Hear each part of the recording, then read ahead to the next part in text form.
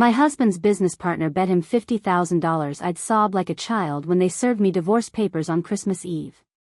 She'll be hysterical, Marcus said, swirling his scotch. Probably beg. I heard every word from the hallway.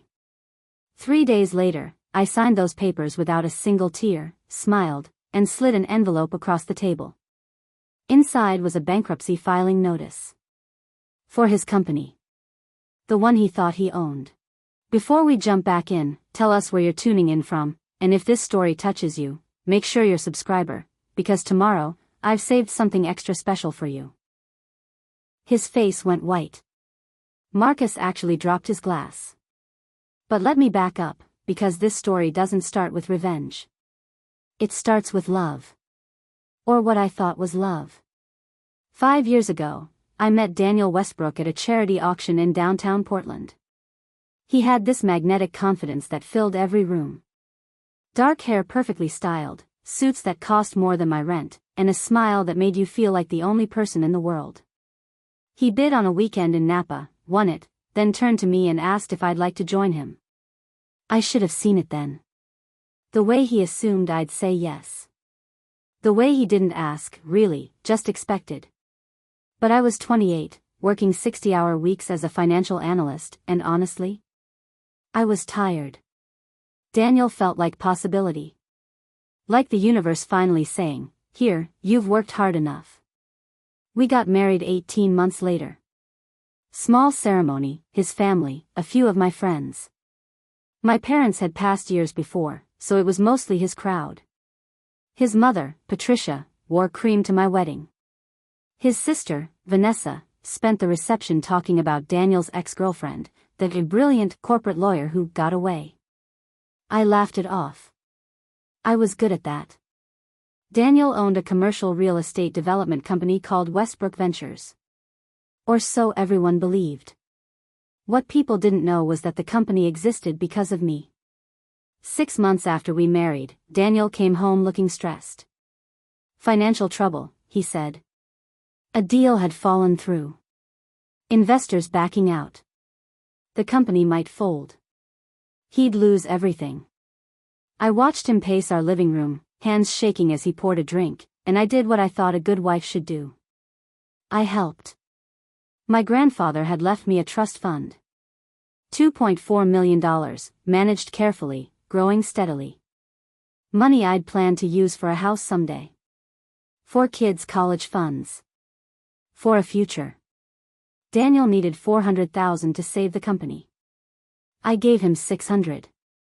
To be safe, I said. To give you breathing room. He kissed me. Told me I was saving his life. Called me his angel. I never asked for paperwork. Never asked to see the company structure. He was my husband. You don't ask your husband for collateral. That was my first mistake. The second was believing him when he said the business was ours now. You're not just my wife, he'd say at dinner parties. You're my partner. My rock. Everyone would smile. I'd smile too, even though I never saw financial statements, never signed official documents, never attended board meetings. When I asked about being added to the company registration, he'd laugh. Baby, you hate bureaucracy. Why deal with corporate filings and tax paperwork? Let me handle the boring stuff. My real job. As if saving his company wasn't real. As if my money wasn't real. But I was busy. My firm promoted me to senior analyst, then junior partner. I was good at my job. And Daniel always seemed so proud. That's my wife, he'd brag. Youngest junior partner in her firm's history. Then he'd add, though you could always just quit. We don't need the money. I make plenty. Not, we make plenty. Just his money. His success. His company that somehow quietly stopped being ours and became entirely his. The shift was so gradual I didn't notice. He started coming home later. Client dinners, he'd explain, smelling like expensive wine and unfamiliar perfume. When I suggested joining him, he'd shake his head. These guys are old school, Maya. They don't bring wives to business dinners. Everything was never personal.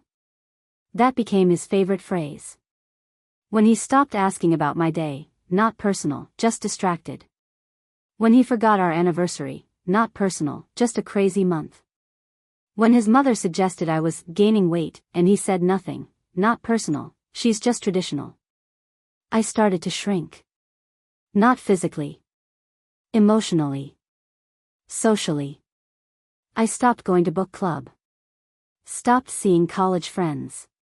Stopped posting on social media because he said it was attention-seeking. My world became smaller. Quieter. His. Then came the conversation that changed everything. It was a Tuesday night in November. Cold rain hammering the windows. Daniel was in his office, door cracked, voice carrying. I was bringing him coffee, being thoughtful, being the good wife. I heard Marcus first. Daniel's business partner and best friend since college. You really think she'll just accept it? Marcus was saying. She'll cry, probably make a scene, but she'll sign. That was Daniel. My husband. Casual. Confident. And the company? Totally protected. She's not on any paperwork. Never has been. Her money's been absorbed. Legally, she's got no claim. Marcus laughed. Dark and mean. You're cold, man. I'm practical. She served her purpose. Now I need someone who actually understands business. Someone who doesn't embarrass me at investor meetings. My hands froze. The coffee mug burned my palms, but I couldn't move. Rachel's been patient, Marcus continued. Rachel. His administrative assistant. Rachel gets it, Daniel said. She's strategic. Ambitious. Maya's sweet, but she's basic. Limited. I've outgrown her. That's when I set the coffee down on the hallway table. Quietly. Carefully. And I walked away. I didn't sleep that night. I lay perfectly still beside Daniel, listening to his breathing, feeling his arm draped across my waist. Possessive, even in sleep. My mind kept replaying it. Her money's been absorbed. She's got no claim. $600,000. Gone. Converted into his success, his reputation, his future with someone else. And I'd handed it to him. The next morning, I made him breakfast. Scrambled eggs, wheat toast, orange juice. He kissed my cheek, told me I looked tired. Love you, he called from the doorway. Love you too, I replied. The words tasted like ash. I called in sick to work. First time in 3 years. Then I sat down at my laptop and started searching. Westbrook Ventures LLC. Corporate registration. Ownership structure. Daniel Westbrook, 100% owner. Registered 3 months before we met. There. 9 months after our wedding. Capital contribution, $600,000. Source, personal funds. Not spousal investment. Not joint contribution. His personal funds. Money that legally, on paper, had always been his. He'd been meticulous. Every transfer from my account went through our joint account first, then into the business. On paper, it looked like household money. Except I was the only one funding that joint account. I made a spreadsheet. Dates. Amounts. Transfers. The total made me nauseous. $847,000 over 4 years. Not just the initial investment. The urgent property down payment. The can't miss opportunity. The company expansion. The office renovation. Always urgent. Always necessary. Always temporary. My phone buzzed. Daniel, dinner with investors tonight. Don't wait up. Preparing and narrating this story took us a lot of time, so if you are enjoying it, subscribe to our channel, it means a lot to us. Now back to the story. I didn't respond. Instead, I called my best friend from college, Lauren Kim. We drifted apart. Daniel always had reasons why I shouldn't make plans with her. Maya? Lauren's voice was shocked. It's been months. Are you okay? That question broke something in me. I need to talk to someone, I said. I'll be there in 30 minutes. We met at Courier Coffee. Lauren was already there, platinum pixie cut, vintage band t-shirt. She hugged me hard. You look like you haven't slept in weeks, she said. I told her everything. The conversation I'd overheard, but also everything else. The small comments. The gradual isolation. The way my world had become so small.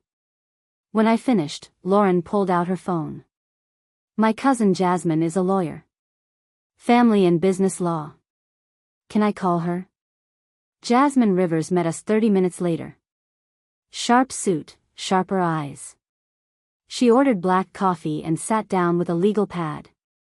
Tell me everything, she said. Don't leave out details because they seem small. When I finished, Jasmine set down her pen. If your name isn't on the business registration, proving your investment will be complicated. Oregon uses equitable distribution, not community property. If he can argue the money was a gift. My stomach dropped. But, she continued, you have documentation. Bank transfers. We need a paper trail showing your contributions and his promises. Also, I need you to do something that might feel wrong. What? Stop trusting him. Starting now. Don't tell him you're seeing a lawyer. Document everything. Record conversations if you can. Oregon allows it. Lauren squeezed my hand. You're not alone. There's one more thing, Jasmine said. If he's planning to file for divorce and he files first, he controls the narrative. But if you file first. I'm not ready. I'm not saying you should. I'm saying be ready. Because men like this? They don't leave empty-handed. I walked home slowly in the rain. When I got back, I opened a new folder on my laptop. Named it Tax Documents 2019. Boring. Forgettable. And I began downloading everything. Bank statements. Emails. Text messages. Daniel came home at 11, smelling like wine and perfume. You're still up? Couldn't sleep. I followed him to bed. Lay beside him. Waited until his breathing steadied. Then I picked up my phone and continued downloading. The next 2 weeks were an education in paying attention to things I'd been trained to ignore. I started keeping a notebook. Just facts. Times, dates, exact quotes. November 8th, Daniel told his mother I'd let myself go. He said it laughing. I was wearing the same size as when we met. November 10th, found a $3,000 jewelry charge. When I asked, he said business-related and that I wouldn't understand. 2 days later, Rachel wore new diamond earrings. November 12th, he canceled my 30th birthday dinner for Marcus's emergency investor call. The emergency was drinks at a bar. Instagram showed Rachel there too. I didn't confront him. I documented everything. Work became my refuge. My boss, Patricia Nguyen, noticed I was staying late. Everything okay at home? I almost lied. But Patricia had built her firm after a brutal divorce. Honestly? No. But I'm handling it. She closed my door and sat down. Maya, I've watched you shrink over the past few years. You apologize for existing. You second-guess brilliant instincts. You defer to your husband on things you know better than anyone. My throat tightened. I saw it happen to myself once, Patricia continued. A man who made me believe I was lucky he tolerated my ambition. It took years to realize he wasn't intimidated by my competence. He was threatened by it. She wrote on her business card. This is my attorney. Jasmine Rivers. If you need her. The same lawyer Lauren recommended. The universe wasn't subtle. Whatever you're documenting, Patricia added, make backups. Cloud storage he can't access. Physical copies somewhere safe. Men entitled to your money usually feel entitled to control your information too. That night, I created a new email under my maiden name. Uploaded everything to cloud storage. Made copies and gave them to Lauren in a sealed envelope. The pattern became clearer. Daniel had a rotation of tactics. Love bombing, surprise flowers to my office after questionable behavior. Always public enough that coworkers would say how lucky I was. Gaslighting, I never said that. You're remembering wrong. Are you sleeping enough? Triangulation, Rachel thinks you'd look great with shorter hair. My mother mentioned you'd been distant. Marcus said his wife would never question his business decisions. Financial control disguised as generosity. I transferred money for holiday shopping.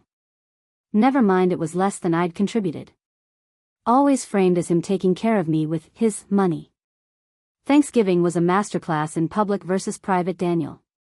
At his parents' house, he was perfect. Attentive, affectionate. Maya just got promoted again. She's brilliant. I'm so lucky. On the drive home, did you have to dominate the conversation about the stock market? Gerald was trying to give his opinion.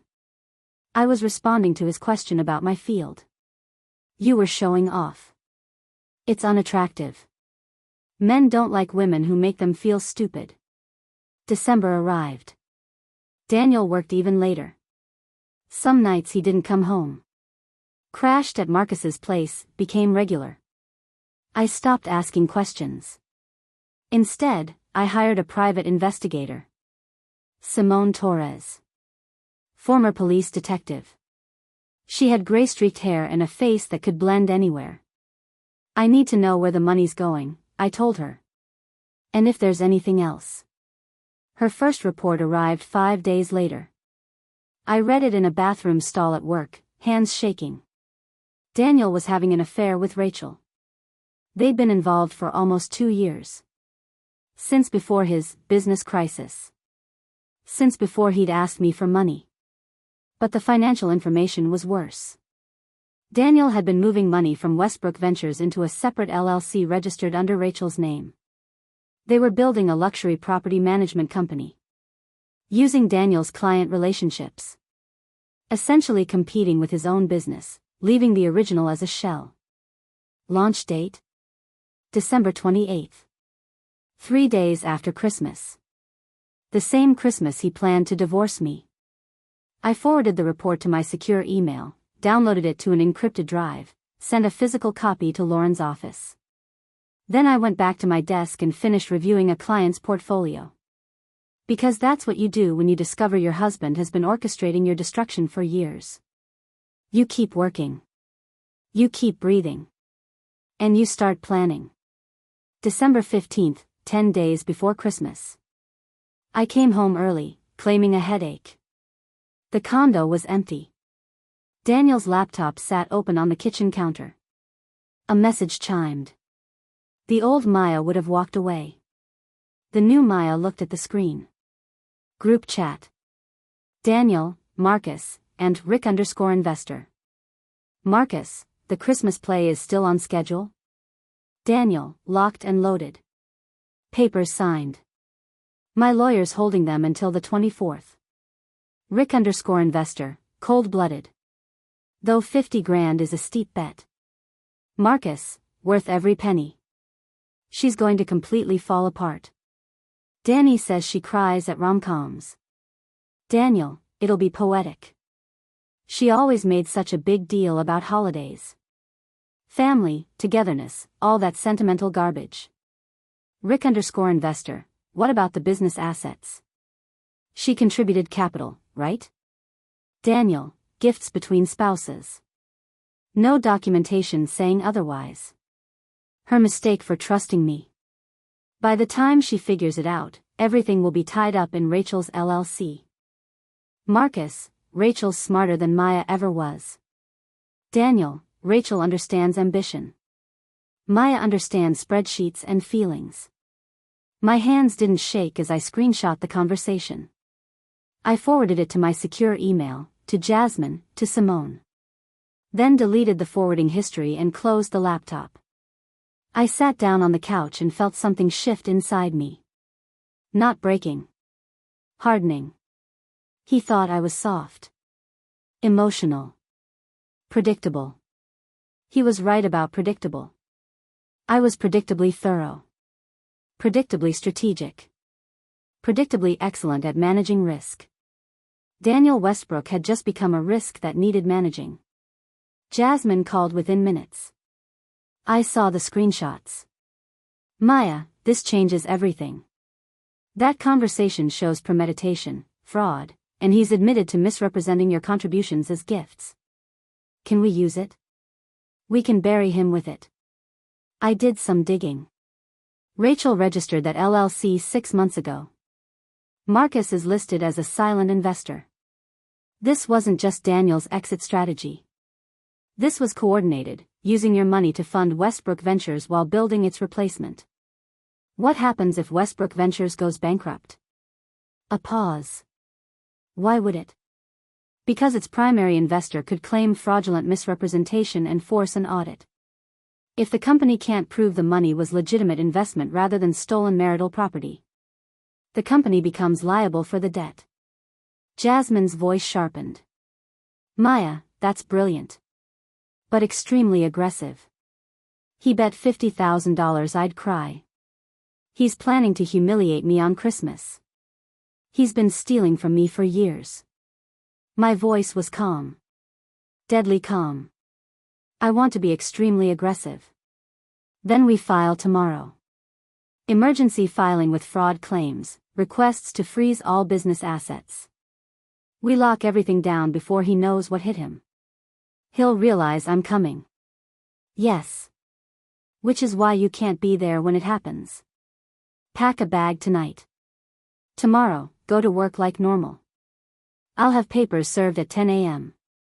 You need to be unreachable. After we hung up, I sat in the growing darkness. Outside, Portland's winter rain streaked the windows. I thought about the woman I'd been 5 years ago. Hopeful, trusting, naive. That woman was gone. Not destroyed. Evolved. I packed methodically.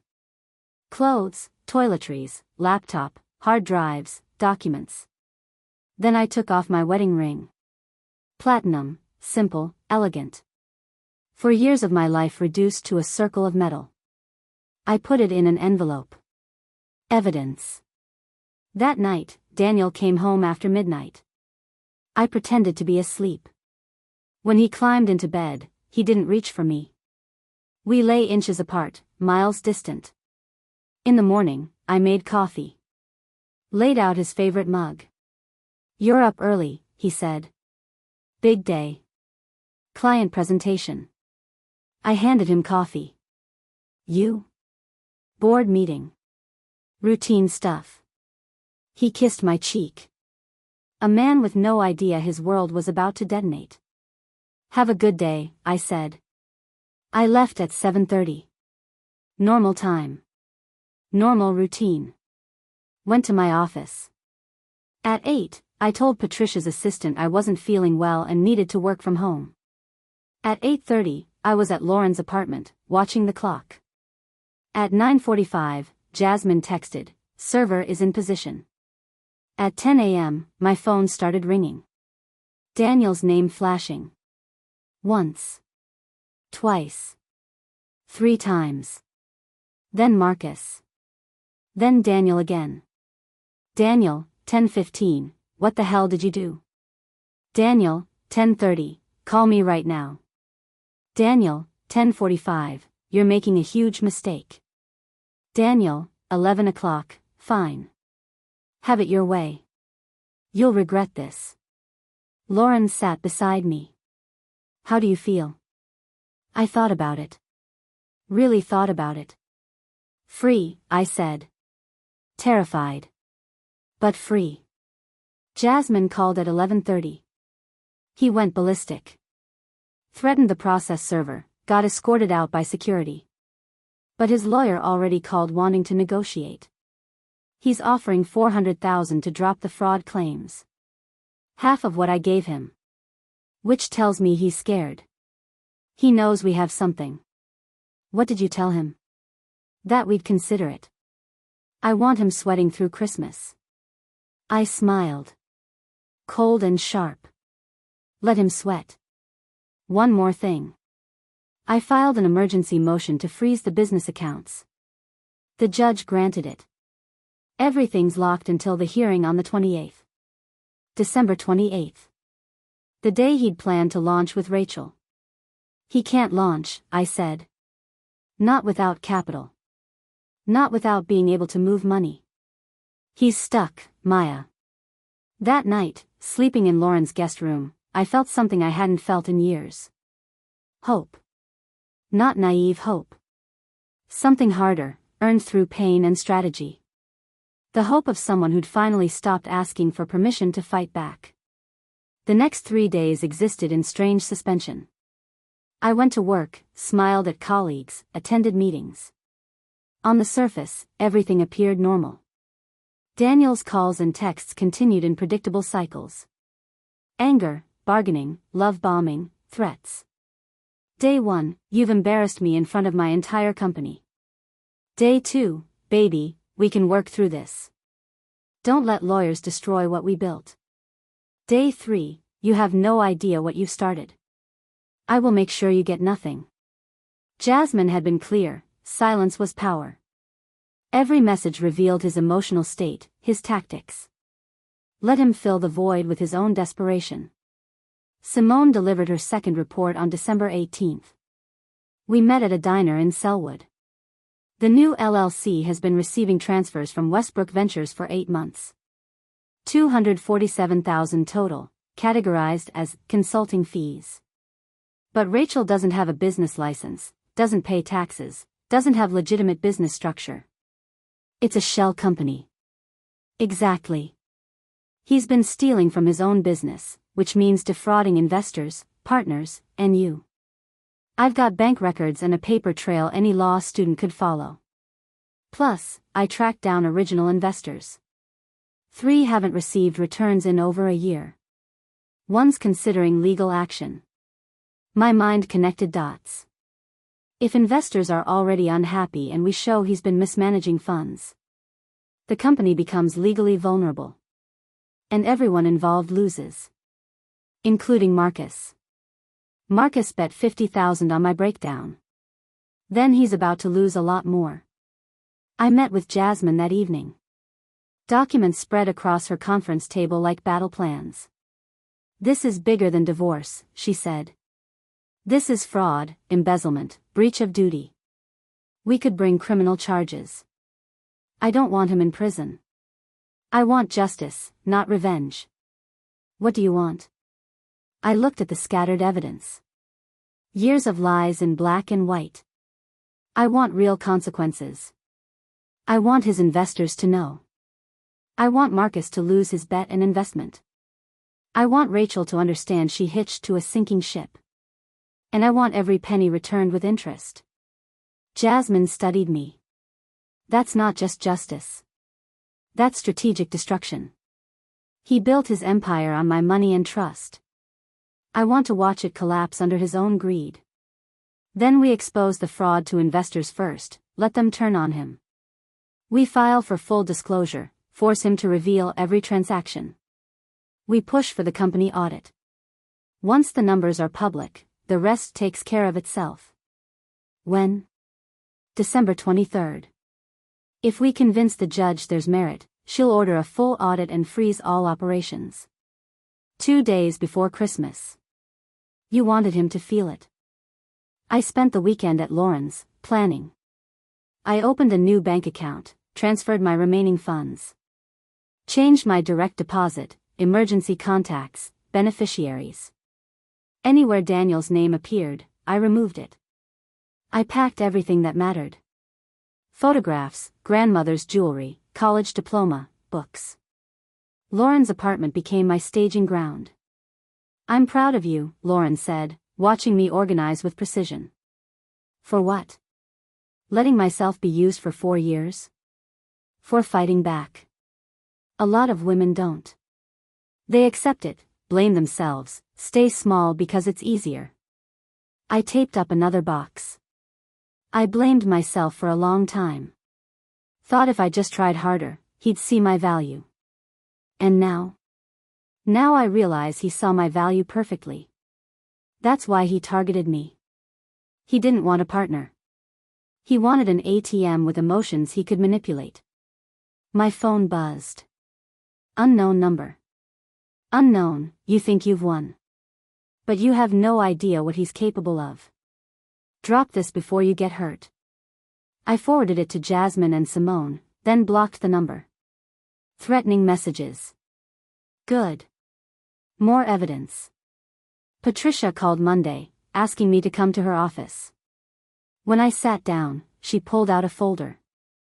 I ran a background check on your husband's company. Westbrook Ventures has 2 silent investors. One's a venture capital firm. The other is Richard Castellano.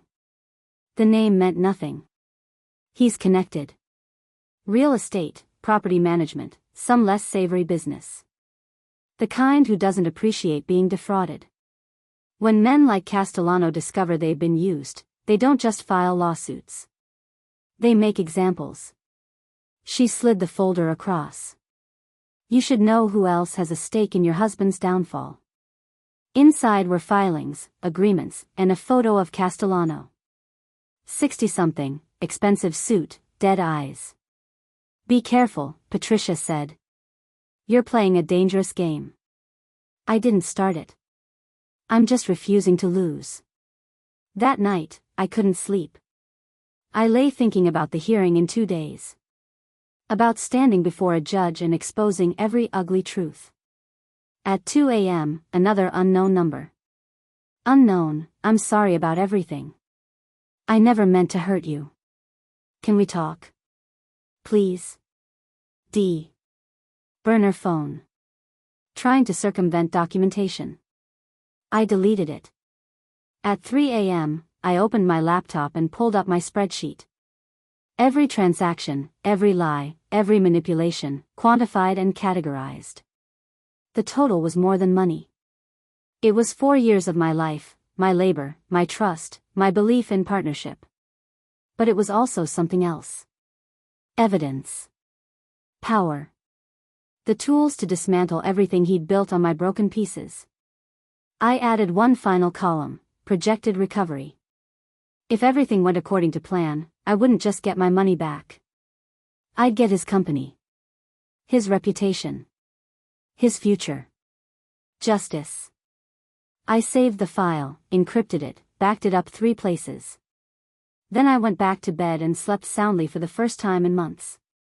December 23rd arrived cold and clear. I dressed carefully. Charcoal gray suit, minimal jewelry, hair pulled back. I looked like what I was, a financial analyst who understood numbers and consequences. Lauren drove me. She squeezed my hand before I got out. Burn it down, she said. Jasmine met me outside, flanked by associates carrying boxes of evidence. Daniel's inside with his attorney. Gregory Hammond. Expensive, aggressive, sloppy when overconfident. He thinks this is simple divorce. He has no idea. And the judge? Marissa Reeves. 15 years on the bench, hates financial manipulation. If we present this right, she'll tear him apart. We entered. Daniel sat with Hammond, a silver-haired man in an expensive suit. Daniel wore his best navy suit. He looked confident. When he saw me, something flickered. Not quite fear. Not yet. Judge Reeves took the bench at 9 sharp. 50s, African-American, intelligent eyes. Mrs. Westbrook, your filing alleges fraud, misrepresentation, and embezzlement. Serious accusations. I assume you have evidence? Jasmine stood. Extensive documentation, Your Honor. Bank records, corporate filings, witness testimony, investigator reports. A comprehensive timeline spanning 4 years. Hammond stood. This is a transparent attempt to complicate straightforward divorce. My client and Mrs. Westbrook had an agreement regarding investments. She's experiencing regret. An agreement? Judge Reeves looked at him. In writing? Verbal agreements between spouses are common, Your Honor. How convenient. Ms. Rivers, show me what you have. The next hour was methodical destruction. Jasmine presented transfers, each marked and dated. The pattern, my money into joint account, then into Westbrook Ventures, always categorized as personal funds. Corporate filings showing Daniel as 100% owner despite my capital. The Shell LLC under Rachel's name receiving regular transfers. Then the bomb. Your Honor, Mr. Westbrook planned to file on December 24th, timing it for maximum emotional distress. Hammond objected. Speculation. Jasmine connected her phone to the courtroom display. Screenshot of a group chat. Timestamp, December 15th. The conversation appeared. Every word. The bet. The mockery. The admission of misrepresenting my contributions. Silence. Judge Reeves read slowly. When finished, she looked at Daniel with an expression that could freeze lava. Mr. Westbrook, did you participate in this conversation? Daniel stood, shaking. Your Honor, that was out of context. Guys being idiots. It reflects a deliberate plan to defraud your wife while betting on her breakdown. Mr. Hammond, your client should stop talking. Hammond forced Daniel to sit. What are you requesting, Ms. Rivers? Full audit of Westbrook Ventures, immediate asset freeze preventing Mr. Westbrook from accessing or transferring anything, and preliminary spousal support. Granted. All of it. Sharp strokes signing the order. Mr. Westbrook, you are barred from accessing business accounts, transferring property, or making financial decisions. An accountant will review all transactions from your marriage forward. Understand? Daniel's face paled. Your Honor, that will destroy my business. Employees, obligations, investors. You should have considered that before turning your marriage into a betting pool. Your client is fortunate I'm not holding him in contempt. This hearing continues January 15th. All assets remain frozen. Gavel down. I exhaled for the first time in an hour. Outside, Daniel tried approaching.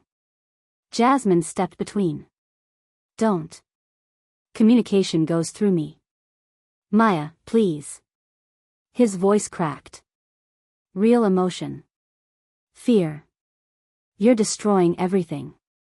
You destroyed it yourself, I said. Steady. Calm. I'm just making sure everyone sees the ruins. I'll give you everything. Just drop the fraud claims. Too late. You wanted to file on Christmas? You wanted me to cry? Here's your gift. You watch your empire crumble instead. Hammond pulled Daniel away. Jasmine turned to me. You okay? Better than okay. The judge's order doesn't just freeze Daniel's assets. It freezes the entire company. Marcus can't access his investments. Castellano can't move his money. They're trapped. And very angry with Daniel. We left through a side entrance. As we walked, my phone buzzed continuously. Messages flooding. Some supportive. Some threatening. I turned it off. That evening, Simone had news. Castellano called emergency lawyers meeting this morning. He invested $2 million 18 months ago. He's furious because he just realized Daniel's been playing games. The audit will show his investment was diverted. Is he dangerous? With men like Castellano, desperate situations create unpredictable responses. My advice? Stay visible. Stay public. Be careful. Around 10 p.m., Lauren's doorbell rang. A courier with a large envelope. Inside was a letter on law firm letterhead. Morrison and Associates. Dear Mrs. Westbrook, we represent Mr. Richard Castellano regarding his investment in Westbrook Ventures. Mr. Castellano has reviewed recent court filings and is interested in discussing a mutually beneficial arrangement. He believes you have been wronged and wishes to support your efforts. Lauren read over my shoulder. Good or bad? I have no idea. I forwarded it to Jasmine. She called back immediately. Don't respond. Don't contact them. What does he want? To use you. If you win, if the audit proves fraud, he can sue Daniel. You're not his ally. You're his weapon. Should I be worried? Pause. Yes. But not how you think. Castellano won't hurt you. You're more valuable as a witness. But Daniel? Daniel just became a liability to very unforgiving people. After we hung up, I stared at that letter. I'd wanted consequences. I'd wanted Daniel to face what he'd done. I was getting my wish. But the price was higher than anticipated. Christmas Eve morning. 17 missed calls. 2 from Daniel's mother, 1 from his sister Vanessa. Patricia's voicemail, Maya, this is disgraceful. Whatever issues you have should be handled privately, not dragged through courts. You're destroying this family's reputation. Lauren snorted. Her son bet money on making you cry, but you're disgraceful? Vanessa's message, freezing the company right before Christmas? There are 12 employees who might not get bonuses because of you. Real people with families. Classic manipulation, Lauren said. Make you responsible for his consequences. I spent Christmas Eve finishing my comprehensive dossier. Every transfer, every lie, every manipulation. 67 pages. Multiple copies. Encrypted digital. Physical and fireproof folders.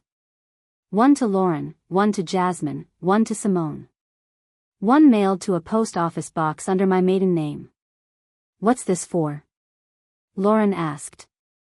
Insurance. If something happens, if I suddenly change my mind or start saying it was a misunderstanding, you'll know it's not real. You're scaring me. I'm being realistic. That evening, Marcus showed up at Lauren's apartment. We watched through the doorbell camera. He looked terrible. Rumpled, unshaven, eyes wild. Don't open it, I said. Lauren called building security. Marcus pounded the door. Maya. I know you're in there. We need to talk. Just 5 minutes.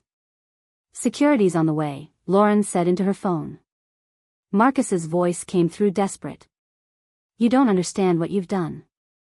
I had everything in that company. My house is leveraged against it. My kids' college funds. If it goes under, I lose everything. My retirement, Maya. 30 years of savings. Please. I felt a flicker of something. Not sympathy. Recognition of pain. Lauren shook her head at me. Don't. I didn't. Building security arrived. Through the camera, we watched them escort Marcus to the elevator. He went without resistance, shoulders slumped. He bet $50,000 on your breakdown, Lauren reminded me. He laughed. I know. Around midnight, my temporary phone buzzed. Unknown, Merry Christmas Eve. Enjoying your victory? It won't last. D. He'd found my new number somehow. I screenshot it, forwarded it to Jasmine, turned off the phone. Lauren knocked on the guest room door. You okay? He found my new number. We can get you another one. I feel safe. I'm just tired of being afraid. Then stop. You've done everything right. You've protected yourself. He's the one scrambling. He's the one losing. Objectively, I knew she was right. But sitting in the dark on Christmas Eve, in someone else's guest room, separated from the life I'd built, victory felt hollow. Not wrong. Just heavy. Do you regret it? Lauren asked quietly. I thought about it. Really thought? No. But I grieve what I thought we had. Even though it was never real. That's the hardest part. Mourning something that only existed in your head. We sat in silence. Then Lauren stood. Tomorrow's Christmas. We're making pancakes, watching terrible movies, and absolutely not thinking about Daniel Westbrook. Deal? Deal. Christmas morning arrived quiet and strange. Lauren's apartment smelled like coffee and cinnamon. She'd put up a small tree, hung stockings. We made pancakes. Watched Home Alone. Laughed at parts that weren't funny, just desperate for lightness. Around noon, Jasmine called. Merry Christmas. Sorry to interrupt. What happened? Daniel filed an emergency motion to lift the freeze. Claims irreparable harm to innocent employees and investors. Hearing scheduled for the 28th. 3 days away. He's trying to outmaneuver us, get access before the audit is complete. But Maya, there's something else. The forensic accountant started preliminary work. She found something big. My pulse quickened. What? Westbrook Ventures has been insolvent for 8 months. More debt than assets. Daniel's been using new investor money to pay back old investors. It's a Ponzi scheme. The room tilted. That means, even if you wanted to recover your investment, there's nothing left. The company is a shell. Everything's gone. I sat down heavily. How? Bad deals, expensive overhead, systematic theft to fund his lifestyle and Rachel's company. He's been robbing Peter to pay Paul, and now there's no one left to rob. So I get nothing. Not from the company. But we can still go after his personal assets. The condo, his car, personal accounts. And Maya? This makes the fraud charges stronger. He wasn't just lying to you. He was lying to everyone. After we hung up, I told Lauren everything. She was quiet for a long moment. Then, so he's bankrupt. Effectively, yes. And you're about to expose it publicly on the same day he planned to serve you divorce papers. I nodded. Lauren started laughing. Not happy laughter. The wild, disbelieving kind. Oh my God. You're actually going to hand him bankruptcy papers on Christmas. Just like the title. I didn't plan it this way. Poetic justice is real. I thought about Daniel, Marcus, all the investors about to discover they'd been defrauded. About Rachel, whose company was funded with stolen money. About the 12 employees who'd lose jobs. All about to come crashing down. Not because I wanted revenge, but because truth had weight, had consequences, had gravity. I should feel triumphant, I said. But you don't. I feel like I'm watching a building collapse. Even though he built it on lies, people still get hurt when it falls. Lauren took my hand. That's not on you. You didn't create the fraud. You just stopped pretending it wasn't happening. December 26th. The day after Christmas. I woke to 32 missed calls on my old phone. All from Daniel. A voicemail, 4 a.m., his voice slurred. Maya, baby, please. I'm sorry. I never meant. I love you. We can fix this. Please just call me back. Another, 4:30. Angry, you think you're so smart? There are people involved who don't lose gracefully. Dangerous people, Maya. You need to drop this now. Lauren listened with me. That's a threat. Or a warning. Same thing. Forward them to Jasmine. Jasmine called back immediately. Maya, take the danger seriously now. That message about dangerous people, combined with Castellano's involvement, you need protection. Like a bodyguard? Yes. I have a contact. Former Secret Service. I'm sending him today. Thomas Brennan arrived at 2 p.m. tall, quiet, observant eyes. He walked through Lauren's apartment, checked sight lines, tested locks.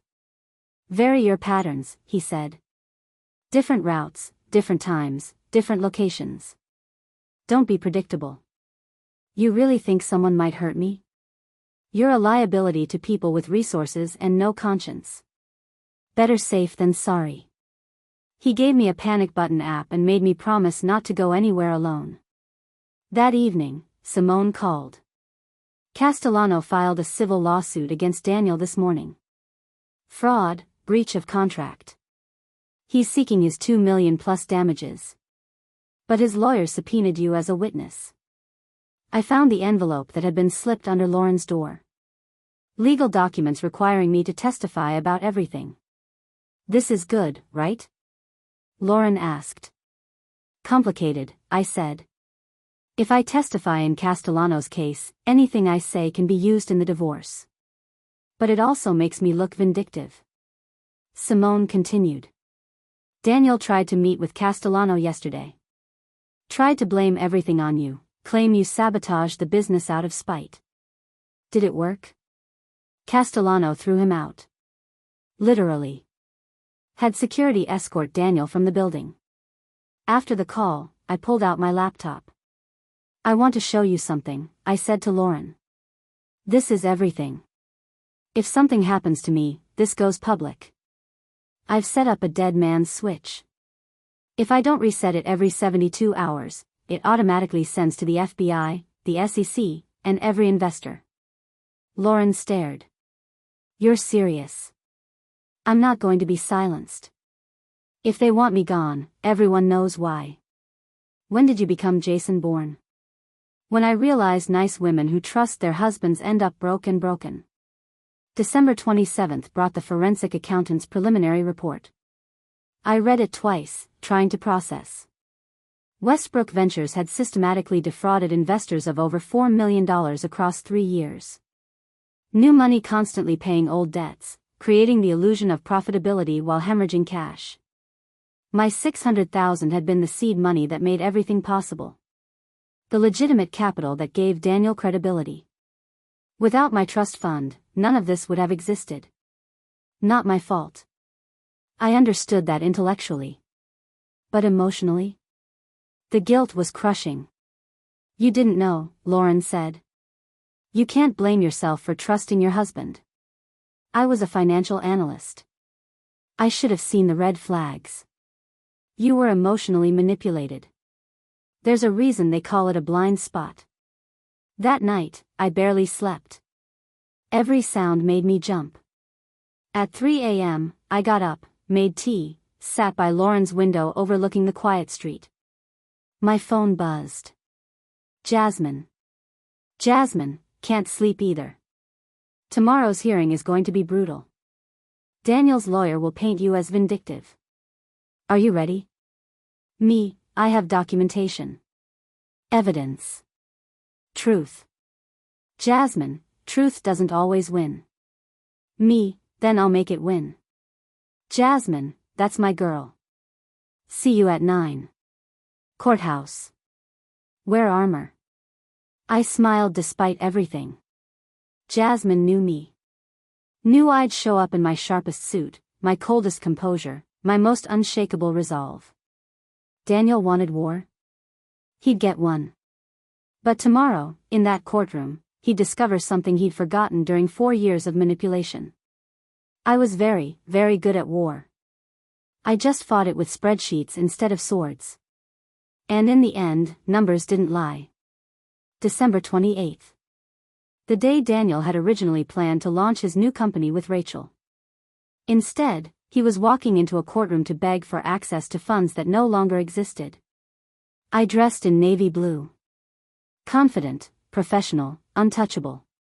Lauren insisted on coming, and Thomas followed in his own car, maintaining distance but staying visible. The courthouse steps were crowded. News vans lined the street. Someone had leaked the Ponzi scheme angle. Reporters swarmed as we approached. Thomas materialized beside me, creating space, guiding me through. Jasmine met us at the entrance. Don't answer anything, she said. Let them speculate. Inside, the courtroom was packed. Investors I'd never met filled the gallery. I recognized Marcus in the back row, looking gaunt. Patricia and Vanessa sat behind Daniel's table, both staring at me coldly. And then there was Daniel. He looked destroyed. Suit wrinkled, tie crooked, face hollow. He'd aged years in 2 weeks. When our eyes met, I saw something I'd never seen before. Fear. Real, paralyzing fear. Gregory Hammond stood as Judge Reeves entered. Your Honor, we're here to request immediate lifting of the asset freeze. My client's business is collapsing. Employees are unpaid. This is causing irreparable harm. Judge Reeves looked at the forensic report on her desk. Mr. Hammond, your client's business was already collapsing. The freeze simply prevented him from hiding the evidence. Your Honor. I've read the preliminary audit. Westbrook Ventures has been operating as a Ponzi scheme. Mr. Westbrook has defrauded investors, employees, and his own wife. The asset freeze stays. Hammond tried again. Your Honor, my client has a constitutional right to access his own money. His own money? Judge Reeves looked at Daniel directly. Mr. Westbrook, can you explain to me how money fraudulently obtained from investors qualifies as your own money? Daniel stood, shaking. Your Honor, there were some accounting irregularities, yes, but... Accounting irregularities? You operated a fraudulent investment scheme. You stole from your wife. You bet money on her emotional breakdown. These aren't irregularities. These are crimes. I made mistakes, Daniel said, his voice breaking. But I never meant to hurt anyone. The business got away from me. I was trying to save it. By stealing more money? By creating shell companies? By planning to abandon the wreckage on Christmas Day? Judge Reeves shook her head. Your motion is denied. Furthermore, I'm ordering all business records seized and turned over to federal investigators. This court is done enabling your fraud. The gavel came down. Daniel collapsed into his chair like a puppet with cut strings. Hammond whispered something urgent, but Daniel just stared straight ahead, catatonic. Marcus stood up in the gallery, his voice cracking. Your Honor, I'm an investor in Westbrook Ventures. I have $500,000 in that company. If you freeze everything, I lose my retirement. My kid's future. Please. Mr. Pearson, you should have done due diligence before investing. You should have asked questions. You should have noticed the red flags. Judge Reeves's expression softened slightly. I'm sorry for your losses. But they're not Mrs. Westbrook's fault. They're your business partner's fault. Direct your anger accordingly. Marcus's eyes found mine across the courtroom. They were filled with rage, desperation, accusation. I held his gaze until he looked away. As people filed out, I stayed seated. Jasmine squeezed my shoulder. You won. Again. Why doesn't it feel like winning? Because you have empathy. Unlike him. She nodded toward Daniel, who was arguing with Hammond in harsh whispers. Patricia Westbrook approached our table. I braced myself. Maya. Her voice was cold but controlled. I hope you're satisfied. You've destroyed my son's life. Your son destroyed his own life. I just stopped letting him destroy mine too. He loved you. He used me. There's a difference. Patricia's composure cracked slightly. What happens now?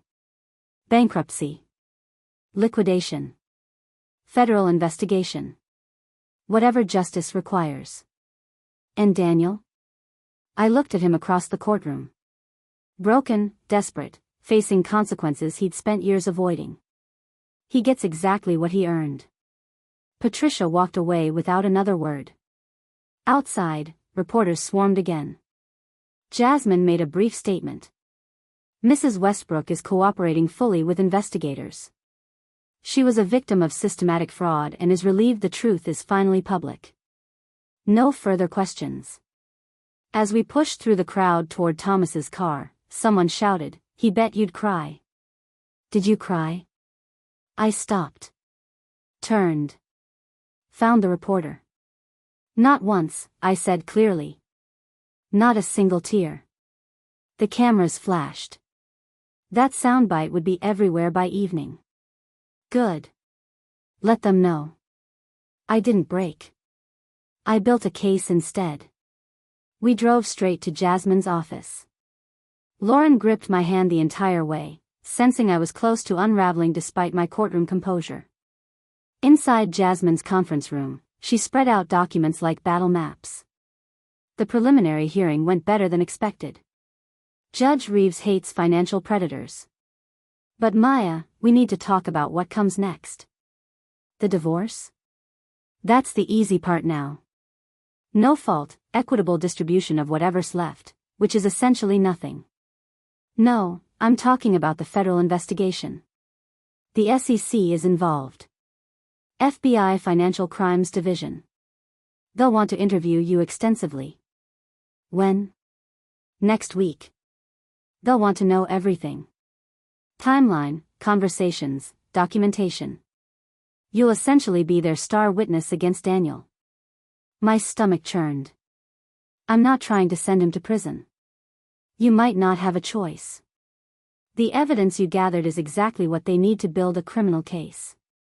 Fraud, wire fraud, possibly money laundering if he moved funds across state lines. Lauren spoke up. How much prison time? 5 to 20 years, depending on charges and cooperation. Jasmine paused. Maya, Daniel's lawyers will offer him a deal. Plead guilty to lesser charges, cooperate with recovering investor funds, get maybe 3 to 5 years instead of 20. But that deal only works if there's a strong case. Which you built.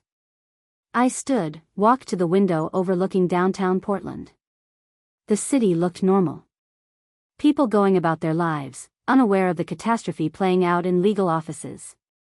I wanted my money back, I said quietly. I wanted him to face consequences. But I didn't want to be responsible for destroying his entire life. You're not responsible, Jasmine said firmly. He is. Every choice he made, every lie he told, every dollar he stole, that was him. You just stopped protecting him from the truth. My phone buzzed. The temporary one. Unknown number. Unknown, we need to meet. Just you and me. One conversation. There's something you need to know. Daniel. I showed it to Jasmine. He's still trying to manipulate you. Trying to get you alone, without lawyers, appeal to your emotions. What if he's trying to confess? Give information? Then he can do it through his lawyer to my lawyer. Do not meet him alone. Do not engage. This is a trap. But something in me wavered. For years of marriage, even a bad one, didn't just evaporate. Part of me wanted closure, explanation, something beyond court transcripts and legal filings. I can see you considering it, Lauren said. Don't. He's had 4 years to be honest with you. He chose lies every single time. She was right. I knew she was right. I blocked the number. That evening, back at Lauren's apartment, I finally let myself feel it. The weight of everything. The grief, the anger, the exhaustion. I sat on the bathroom floor and cried. Not for Daniel. For the version of myself who'd believed in him. For the 4 years I'd never get back. Lauren found me there an hour later. She didn't say anything. Just sat beside me, held my hand, let me break in private. When I finally stopped, I felt hollowed out but lighter. Like lancing an infection. Better? Lauren asked. Getting there. My phone rang. Not the temporary one. My original number. Patricia Nguyen. My boss. Maya, I know this is terrible timing, but I need to discuss something with you. Can you come to the office tomorrow morning? Early, before everyone else arrives. Is something wrong? No. The opposite, actually. I have a proposal. 9 a.m.? I'll be there. After hanging up, I looked at Lauren. That was cryptic. Maybe she's worried about the publicity affecting the firm? Maybe. Or maybe she wants to fire me quietly. After everything you've been through, losing your job would almost be funny. Like, what else could possibly happen? I laughed. Bitter, exhausted laughter. Don't tempt fate. That night, I managed to sleep. Not well, but actual sleep. I dreamed about spreadsheets, numbers arranging themselves into patterns, evidence organizing itself into truth. When I woke, December 29th sunlight was streaming through Lauren's window. My phone showed 4 more blocked attempts from Daniel's number. I dressed carefully for my meeting with Patricia. Professional, composed. Whatever she wanted to discuss, I'd face it with the same strength I'd brought to the courtroom. Thomas drove me to the firm's building downtown. The office was quiet, empty, just me and Patricia in her corner suite overlooking the Willamette River. She gestured to the chair across from her desk. Coffee? Please. She poured 2 cups, handed me one, then sat back and studied me. Maya, I've been watching your situation unfold. The news coverage, the court filings, everything. And I want you to know something. What you did, documenting everything, protecting yourself, refusing to be silenced. That took extraordinary courage and intelligence. Thank you, I said carefully, unsure where this was going. I also want you to know that your job here is completely secure. More than secure. She leaned forward. I'm offering you senior partner. Full equity stake, doubled salary, your own team. You've proven you can handle complex financial investigations under pressure. That's exactly what our firm needs. I stared at her. I'm in the middle of a federal investigation. I'm about to be all over the news. Exactly. You're about to be famous for financial integrity. For refusing to participate in fraud, even when it would have been easier. Do you know how many clients will want an analyst with that reputation? Patricia smiled. You're not a liability, Maya. You're an asset. I accepted Patricia's offer. Not because of the money or title, though both were validating. But because it meant I was building something new. Something that belonged entirely to me. The federal investigators interviewed me on January 3rd. 2 agents, meticulously professional. They recorded everything as I walked them through 4 years of financial manipulation. You kept remarkable records, the female agent said. Most victims don't have anything close to this. I'm a financial analyst. Documentation is what I do. Lucky for us. This case would be circumstantial without you. With your records? It's airtight. They asked about Daniel's behavior, whether I felt threatened. I answered honestly. Yes, he'd sent threatening messages. Yes, I felt unsafe. No, I didn't think he'd physically harm me, but I wasn't certain. We're recommending charges for wire fraud, securities fraud, and conspiracy, the male agent said. Given the scope, we're looking at significant prison time. After they left, Jasmine pulled me aside. The prosecutors want you to testify before a grand jury next week. They're moving fast, trying to indict before Daniel can flee. That evening, the story broke nationally. Financial networks picked it up, Portland developers' Ponzi scheme exposed by wife. My name was everywhere. My face appeared on television. My phone exploded with messages. Some supportive, some vicious. Unknown, gold digger who ruined a good man's life. Unknown, you're my hero. Thank you for fighting back. I turned off notifications and tried to exist in the chaos. January 8th brought the grand jury testimony. I sat in a windowless room, facing 23 ordinary citizens, and told them everything. Showed them my spreadsheets, explained how I'd tracked the fraud without even realizing what I was tracking.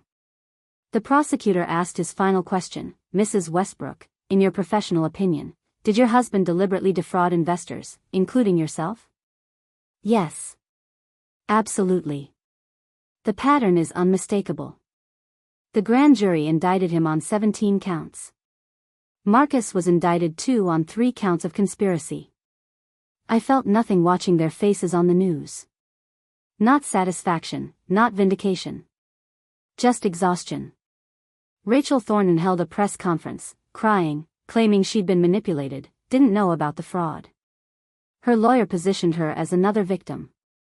She knew, I told Lauren. Those bank transfers, the LLC registration, she knew. Will they charge her? Probably not. She'll cooperate, testify against Daniel and Marcus, get immunity. The divorce was finalized January 15, quick, painless, no fault despite everything. Judge Reeves divided the non-existent assets equally. 0 divided by 2 equals 0. I walked out of that courtroom no longer married to Daniel Westbrook. No longer tied to his name, his reputation, his choices. How do you feel? Jasmine asked. Free. Broke, traumatized, and publicly humiliated. But free. The bankruptcy proceedings started immediately. Westbrook Ventures officially dissolved. 12 employees lost their jobs. Investors filed claims. Marcus's $500,000 was gone. Castellano's $2 million was gone. Smaller investors, people who'd trusted Daniel with retirement funds, all gone. I filed a claim too. $600,000, documented, proven. The bankruptcy trustee estimated I'd recover maybe 40 cents on the dollar. $240,000. Better than nothing. Not nearly what I'd lost. But it wasn't just about money anymore. It was about refusing to be erased. Refusing to accept betrayal silently. Refusing to shrink so someone else could feel bigger. February brought the sentencing hearing. Daniel had taken a plea deal. 5 years in federal prison, restitution to investors, cooperation with ongoing investigations. I sat in the gallery, watching him stand before the judge. He looked smaller somehow. Diminished. The judge asked if he had anything to say. I'm sorry, Daniel said, his voice hollow. To everyone I hurt. To the investors who trusted me. To my employees. To my family. He paused, looked directly at me. To Maya. I'm sorry for everything. It was the first time he'd apologized without trying to manipulate. Maybe prison had changed him. Or maybe his lawyer had coached him. Either way, it didn't matter. The judge sentenced him to 5 years. Marcus got 3. Walking out of that courthouse, I felt the weight finally lift. Not completely. Trauma doesn't disappear with sentencing. But enough that I could breathe fully. It's over, Lauren said. This part is. Now I figure out what comes next. What do you want to come next? I thought about it. Really thought about it. I want to rebuild. Not what I had. Something better. Something that's actually mine. The first month after sentencing was strange. Quiet in a way I'd forgotten was possible. No court dates, no lawyer meetings, no investigators calling. Just silence and space to exist. I moved out of Lauren's guest room in late February. Found a small apartment in the Alphabet District. 1 bedroom, exposed brick, large windows catching afternoon light. I furnished it slowly, deliberately. Every piece chosen by me, for me. The first night alone in my own space, I ordered Thai food, sat on my new secondhand couch, and cried. Not from sadness. From relief. From the overwhelming fact that I'd survived. Work became my anchor. Patricia had been right about my reputation. Clients specifically requested me for financial investigations. I was the analyst who'd exposed a Ponzi scheme. That carried weight. My salary increase meant I could rebuild savings. Slowly, carefully, I started putting money away. This time in accounts only I controlled. The bankruptcy settlement came through in March. $218,000. Not the $600 I'd lost, but enough to restart. I put half in savings, invested a quarter conservatively, kept the rest liquid. "You're being paranoid about accessibility," Lauren said when I explained my strategy. "I'm being realistic. I won't be caught vulnerable again." She didn't argue. She'd seen what vulnerability cost. Daniel's mother tried to contact me once. A letter forwarded through Jasmine's office. "Maya, I know we weren't close, and I wasn't always kind. But Daniel is still my son. He asks about you. Wonders if you've forgiven him. I'm not asking you to reconcile, just, if you could write to him. Tell him you don't hate him." I read it twice, then filed it away unanswered. My forgiveness wasn't Daniel's to claim. My energy wasn't his mother's to direct. Some bridges don't deserve rebuilding. I spent the summer rediscovering myself. Started dating again in June. Nothing serious, just coffee meetings and casual dinners. Relearning how to trust, how to recognize red flags, how to maintain boundaries. One date asked why I was single. I gave him the short version. "So you're the woman who exposed that Ponzi scheme guy?" "That's me." "Damn. Remind me never to cross you." There wasn't a second date.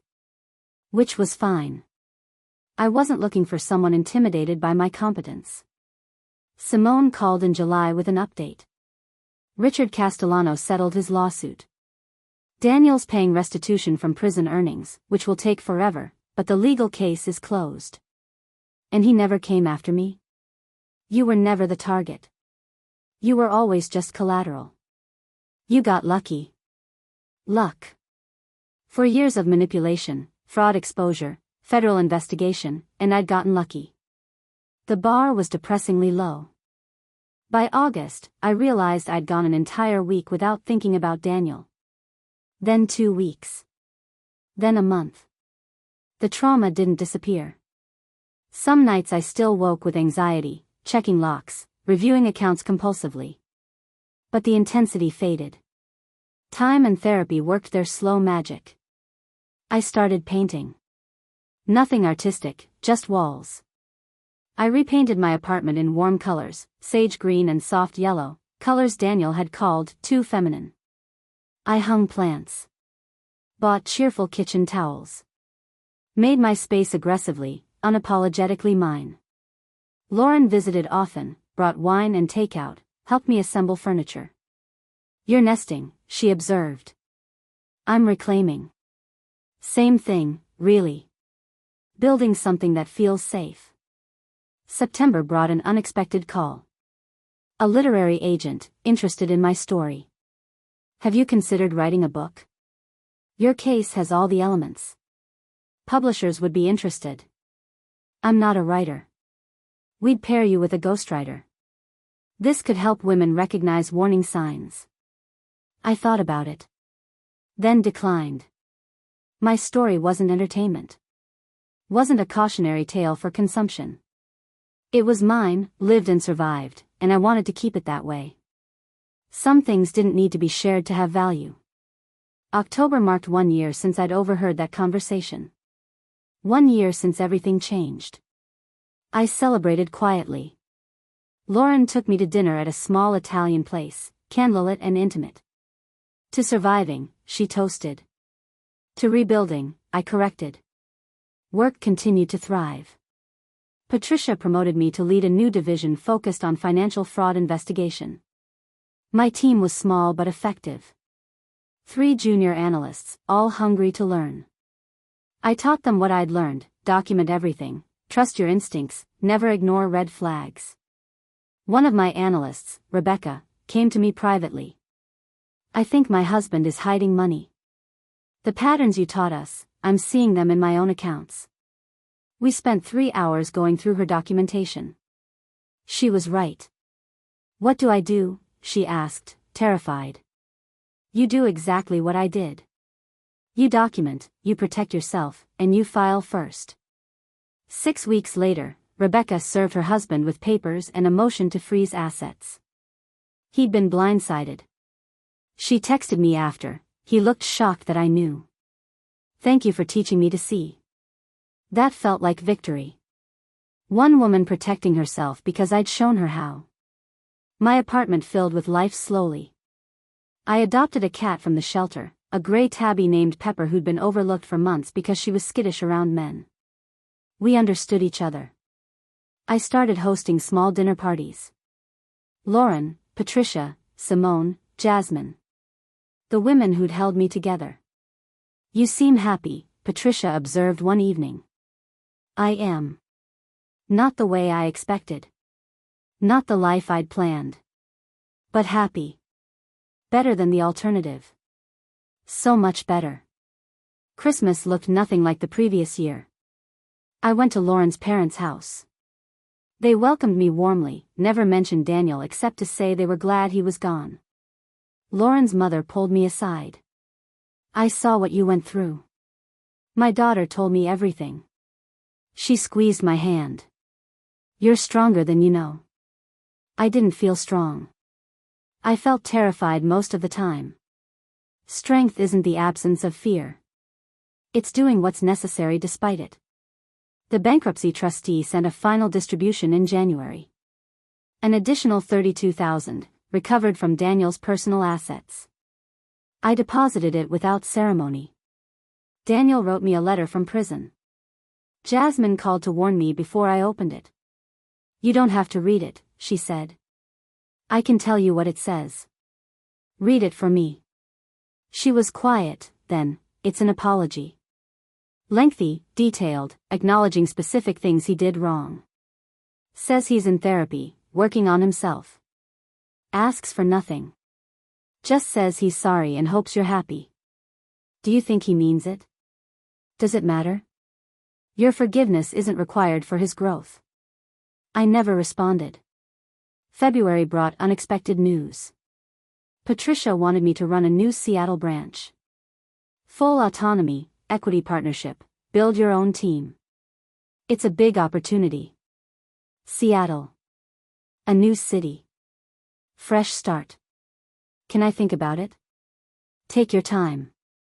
Lauren's advice was direct. What does your gut say? My gut says I'm scared of both options. Then ask yourself which scared feels like growth and which feels like hiding. I took the Seattle position. Not running from Portland, but running towards something. A challenge entirely mine. Moving day was bittersweet. Lauren helped me pack, both of us crying between boxes. You're only 3 hours away, she reminded me. We'll still do coffee dates. I wouldn't have survived without you. Yes, you would have. You're tougher than you think. I just made it less lonely. My Seattle apartment had a view of Elliott Bay. I stood at the window that first night, watching ferries cross dark water, city lights reflecting like scattered stars. My phone buzzed. Rebecca, my analyst. Rebecca, divorce finalized today. Got everything we asked for. Starting my own consulting firm next month. Thank you for showing me I could. I smiled, typed back, you did that yourself. I just handed you the tools. Maybe that was enough. Teaching others to protect themselves, to refuse silence. Outside my window, Seattle glittered with possibility. Inside, I was finally, genuinely free. Up next, you've got 2 more standout stories right on your screen. If this one hit the mark, you won't want to pass these up. Just click and check them out. And don't forget to subscribe and turn on the notification bell so you don't miss any upload from us.